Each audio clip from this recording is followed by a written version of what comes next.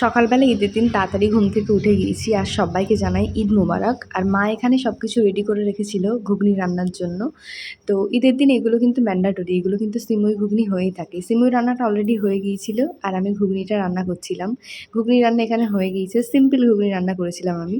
তারপরে চান করে এসছি আর এটা ছিল বিকেলবেলা। বিকেলবেলা দেখো মাংস রান্না অলরেডি হয়ে গেছে। এটা ছিল খাসির মাংস আর খেতে অনেক সুস্বাদু হয়েছিল। তারপরে সন্ধ্যা হয়ে গিয়েছিল, সন্ধ্যেবেলা আমি বার হয়েছিলাম দিদিদের বাড়ি যাওয়ার জন্য।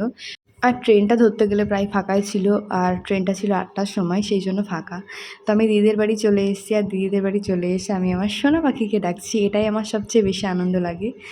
আর এই সেই ঘর, এই ঘর দেখে আমি আগে আয়না দেখে আর কি ডিউটিতে যেতাম, আগে যখন দিদিদের বাড়ি যেতাম এইভাবে ভিডিও করতাম, তো সেটাই আর কি করছিলাম। আর রাত হয়ে গেছে, রাত্রেবেলা দিদি বানিয়েছিল বিরিয়ানি আর ঈদের দিন আমি চলে এসেছি দিদির বাড়ি বিরিয়ানি খেতে। খেতে খুব সুন্দর হয়েছিল, দিদি বিরিয়ানি বেড়ে দিচ্ছিল। আর পরের দিন এটা ছিল বিকেলবেলা। বিকেলবেলা দেখছি প্রচুর ঝড় উঠেছে, কারণ পরের দিনই দিদি আমাদের বাড়িতেই যাবে, মানে দিদি বাপের বাড়িতে যাবে। তো দিদি এখানে রেডি হয়ে গিয়েছিল, ঝড় বৃষ্টি থেমে গেছে অলরেডি। এখানে আসিমও রেডি হয়ে গেছে তার নানার বাড়ি যাওয়ার উদ্দেশ্যে। আর এখানটায় তালা চাবিয়ে মারছিল, ঘরের দরজা বন্ধ করছিল আর কি। আমি, আসিম, তারিয়া মা সবাই রেডি হয়ে গিয়েছিলাম। আর এখানটায় বৃষ্টির টাইমে বাড়ি ফিরছি আর হচ্ছে হাতে ছিল সিঙাড়া। বাড়িতে আমি অলরেডি চলে এসেছি, বাড়িতে এসে দেখছি আমার পার্সেল এসেছিলো। এই জামাটা ঈদের দিন পরে দিদিদের বাড়ি যাওয়ার কথা ছিল আর এসছে ঈদের পরের দিন।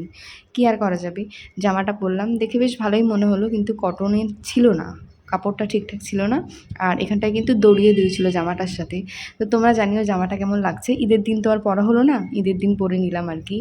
তো বুঝতে পারছি না জামাটা রাখবো না ফেরত দেবো, কারণ কাপড়টার কোয়ালিটিটা অতটাও ভালো ছিল না। তো যাই হোক, সবাইকে জানাই ঈদ মুবারক এবং বাই।